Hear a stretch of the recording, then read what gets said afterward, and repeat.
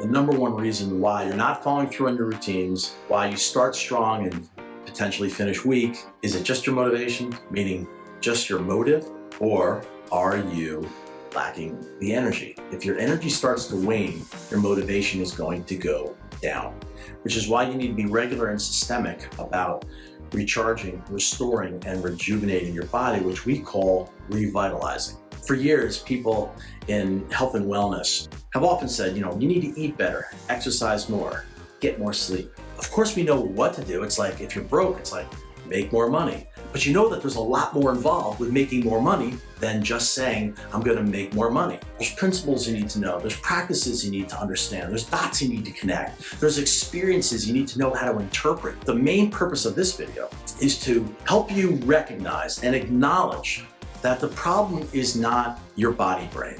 What's wrong is that your body brain is running out of energy and you're languishing.